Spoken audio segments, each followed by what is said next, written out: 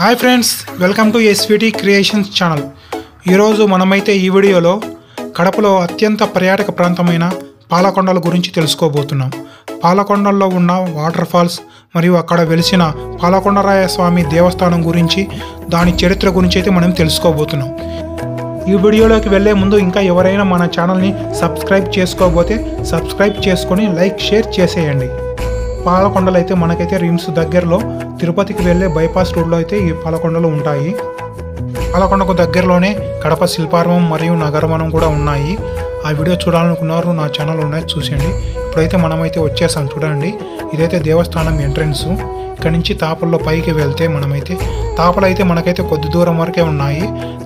తర్వాత అక్కడి నుంచి అయితే మనకైతే కొండ ఉంటుంది. కొండలో నడిచి వెళ్ళాల్సి ఉంటుంది. మనకు ఫస్ట్ స్టార్టింగ్ నుంచి అయితే పైకి దేవస్థానం దగ్గరికి ఒక హాఫ్ అన్ అవర్ పడుతుంది నడిచి వెళ్ళేకి. ఈ కొండలో నడిచి వెళ్ళిన ఫీలింగ్ అంతా మనం దేవస్థానం దగ్గరికి వెళ్ళాక దేవుని చూడగానే ఆ ఫీలింగ్ మొత్తం పోతుంది. పైన అయితే ప్లేస్ అయితే చాలా సూపర్గా ఉంటుంది. నిజంగా చెప్పేకి చాలా బాగుంటుంది. చూడండి మీరు కూడా. ఇక్కడైతే చూశారు కదా, ఇలా ఉంటుంది మనకైతే అంత కొండ. ఈ రాళ్ళలో ఇలా వెళ్ళాల్సి ఉంటుంది. ఇక్కడి నుంచి చూస్తే మనకైతే కడప సిటీ కనిపిస్తుంది. చూసారు, అక్కడైతే వాటర్ ఫాల్ కనిపిస్తుంది కదా. ఈ వాటర్ ఫాల్ దగ్గరికి అయితే మనం కింద ఎంట్రన్స్లో వచ్చాం కదా, అక్కడి నుంచి రైట్ సైడ్ అయితే వెళ్ళాలి. ఇప్పుడైతే మనం టెంపుల్ దగ్గరికి వెళ్దాం. లాస్ట్లో ఈ వాటర్ ఫాల్ దగ్గరికి వెళ్ళి వాటర్ ఫాల్ చూపిస్తాను.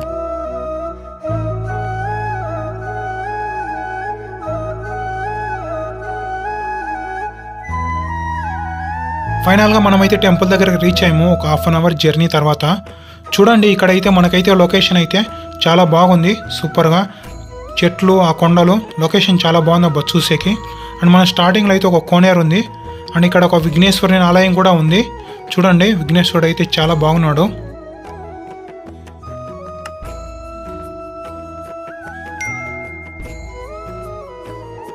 ఇక్కడ చూడండి, ప్లేస్ అయితే ఎంత బాగుందో, చాలా బాగుంది చూసేకి.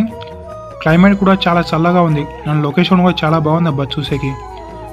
చూడండి ఎంత బాగుందో. ప్లేస్ కూడా చాలా ఎక్కువగా ఉంది ఇక్కడైతే. ఇక్కడ చూడండి, మనకైతే గుడి కనిపిస్తుంది. గుడి అయితే చాలా బాగుంది. చాలా సంవత్సరాల కింద గుడి కట్టారంట. అండ్ అందుకు కొండ కింద నుంచి ఇంత పైకి వచ్చి ఎలా కట్టారో అన్ని తీసుకొని వచ్చి నాకైతే చాలా ఆశ్చర్యం వేస్తుంది.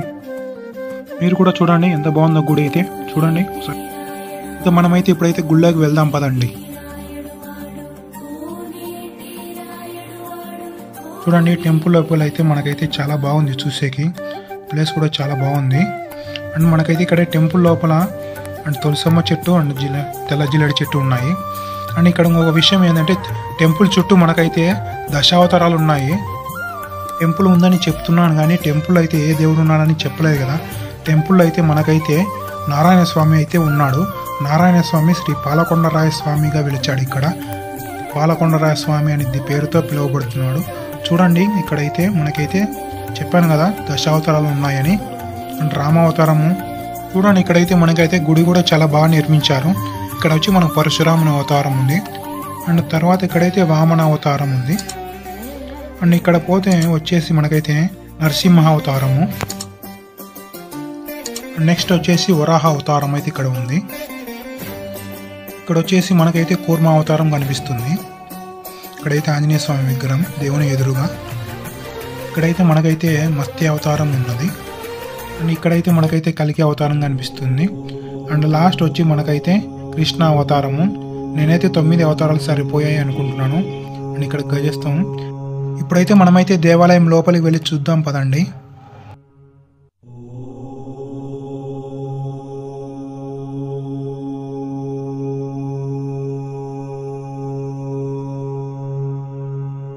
చూడండి, ఇక్కడైతే మనకైతే ఎదురుగా శ్రీ శ్రీ పాలకొండరాయ స్వామి అవతారంలో వెలిసిన శ్రీ నారాయణ స్వామి వారైతే ఉన్నారు.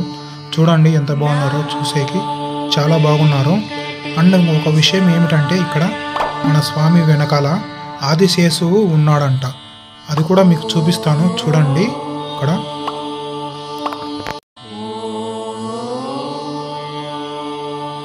చూడండి మనకైతే స్వామివారి పక్కనే శ్రీ శ్రీ మహాలక్ష్మి అమ్మవారు కూడా వెలిసారు. చూడండి అమ్మవారిని మీరు కూడా. అమ్మవారు అయితే చూసేకి చాలా బాగున్నారు. ఇప్పుడు స్వామివారి చరిత్ర గురించి పూజారి మాటలా తెలుసుకున్నాం. కామిదార్థ ప్రదాయనే శ్రీమద్ వెంకటనాథాయ శ్రీనివాసాయ మంగళం. ఈ గుడి శ్రీ పాలకొండరాయ స్వామి గుడి అనబడేటువంటి గుడి యొక్క చరిత్ర ఏంది అనేసి మనం వెళ్ళి చూస్తే, పూర్వకాలంలో భృగు మహర్షి అనబడేటువంటి ఒక ఋషి ఉండేవాడు అనమాట.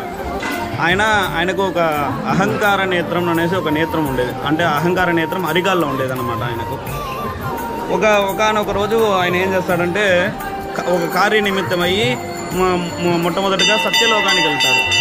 సత్యలోకం అంటే బ్రహ్మ వాణి ఇద్దరు ఉండే లోకాన్ని సత్యలోకం అనేసి అంటారు. ఆ లోకానికి వెళ్ళినప్పుడు వాళ్ళిద్దరు కూడా, అంటే బ్రహ్మదేవుడు వాణిదేవి వచ్చి సృష్టిలో నిమగ్నమయ్యి వాళ్ళు ఈయనకు సమాధానం చెప్పరు అన్నమాట. ఇంకా అక్కడి నుంచి నేరుగా వైకుంఠ లోకానికి వెళ్తాడు. కైలాస లోకానికి వెళ్తాడు. కైలాస లోకానికి వెళ్ళినప్పుడు శివపార్వతులు నృత్యంలో ఉంటారు. అక్కడ ఈయనకు సమాధానం దొరకదు. ఇంకా అక్కడికే కోపం ఎక్కువైపోతుంది ఆయనకు. అక్కడి నుంచి నేరుగా వైకుంఠ లోకానికి వస్తాడు. వైకుంఠ లోకంలో వచ్చినప్పుడు స్వామివారు సైనంలో ఉంటారు. విష్ణుమూర్తి సైనంలో ఉంటారు. ఎంత పిలిచినా పలకరు. తలుపుని బద్దలు కొట్టుకునేసి లోపలికి వస్తాడు. మహావిష్ణువు సైనంలో ఉండేది చూసి ఆగ్రహం చెంది ఆయన ఏం చేస్తాడంటే, రావడం శ్రీ మహావిష్ణువు యొక్క గుండెల్లో తన్నుతాడు అనమాట భృగు మహర్షి. శ్రీ మహావిష్ణువుకు తెలుసు ఆయనకు అహంకార నేత్రం ఉంది, అది అణచాలని అనేసి. దానికాను ఆయన ఏం చేస్తాడంటే, ఆయన భృగు మహర్షి యొక్క పాదములు పట్టుకునేసి తప్పైపోయిన స్వామి క్షమించండి అని అనేసి అడుగుతాడు. ఎందుకంటే అహంకార నేత్రం అరికాల్లో ఉంటుందన్నమాట. ఆయన పాదాలు పట్టుకుంటే కానీ అది అణచలేరు. కాబట్టి ఆ పాదాలు పట్టుకునేసి అహంకార నేత్రాన్ని అణుచుతాడు అనమాట. అమ్మవారు ఏమనుకుంటుంటే, అంటే మానవులే కాదు దేవతలు కూడా అపార్థం చేసుకుంటారనమాట. అమ్మవారు అనుకుంటుంది అంటే, గుండెలు అంటే సాక్షాత్ మహాలక్ష్మీదేవి నివాసం ఉండే స్థానం అనమాట. అది మహావిష్ణువు యొక్క గుండెల్లో మహాలక్ష్మీదేవి నివాసం ఉంటుందన్నమాట.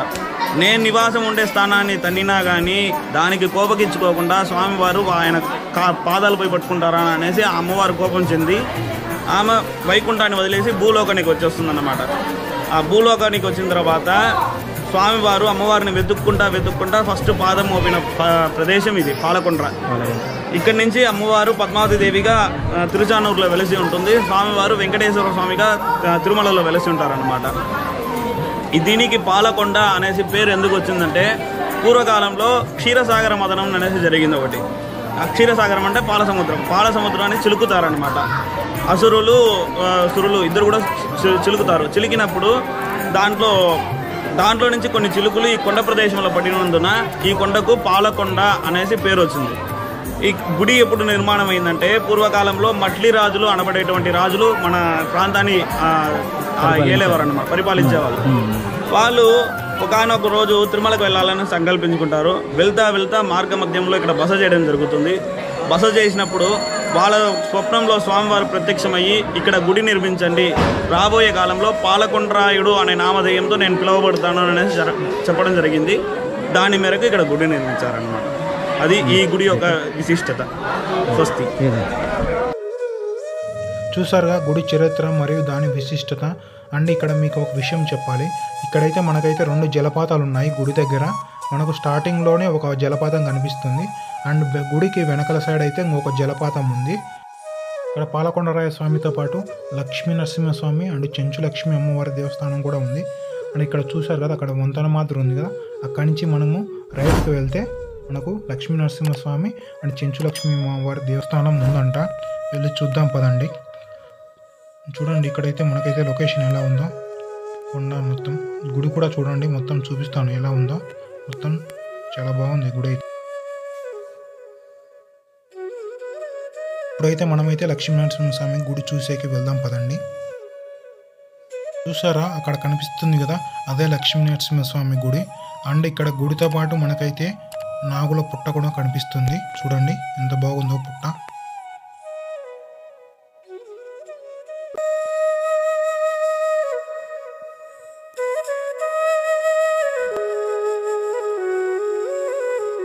ఇదే శ్రీ లక్ష్మీ నరసింహస్వామి అండ్ అచ్చమ్మ తల్లి దేవాలయం. చూడండి అక్కడ కనిపిస్తున్నారు కదా, వాళ్ళే లక్ష్మీ నరసింహస్వామి అచ్చమ్మ తల్లి. ఇప్పుడైతే మనమైతే కొండ కిందికి ఎంట్రన్స్ పాయింట్ దగ్గరికి వచ్చాము. చెప్పా కదా మనకు స్టార్టింగ్లో ఎంట్రన్స్ పాయింట్ నుంచి రైట్ సైడ్ వెళ్తే వాటర్ ఫాల్స్ వస్తాయని. ఇదిగో ఈ రూట్లో వెళ్తే మనకైతే వాటర్ ఫాల్స్ వస్తాయి. ఇక్కడ నుంచి మనమైతే ఒక 1 కిలోమీటర్ నడవాల్సి ఉంటుంది కొండలలో. చూడండి ఇక్కడ ఈ కొండలలో వెళ్తే మనకైతే వాటర్ ఫాల్ వస్తుంది.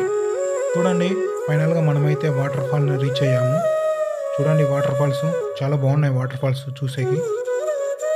మీరు కూడా ఎవరైనా చూడని వాళ్ళు ఉంటే వచ్చి చూడండి. వాటర్ ఫాల్స్ చాలా బాగున్నాయి. వాటర్ ఫాల్స్ చూసేకి బాగా ఎంజాయ్ చేయొచ్చు ఇక్కడైతే అందరు ఫ్యామిలీతో. సో ఇది ఫ్రెండ్స్ ఈరోజు వీడియో. ఈ వీడియో మీకు నచ్చినట్లయితే లైక్ చేయండి, మీ ఫ్రెండ్స్ అండ్ ఫ్యామిలీ మెంబర్స్తో షేర్ చేయండి. ఇలాంటి మరిన్ని ఇంట్రెస్టింగ్ వీడియోస్ కోసం మా ఛానల్ని సబ్స్క్రైబ్ చేయండి. మేము పెట్టే వీడియోస్ని నోటిఫికేషన్ ద్వారా పొందాలంటే పక్కనే ఉన్న బెల్ ఐకాన్ని యాక్టివేట్ చేసుకోండి.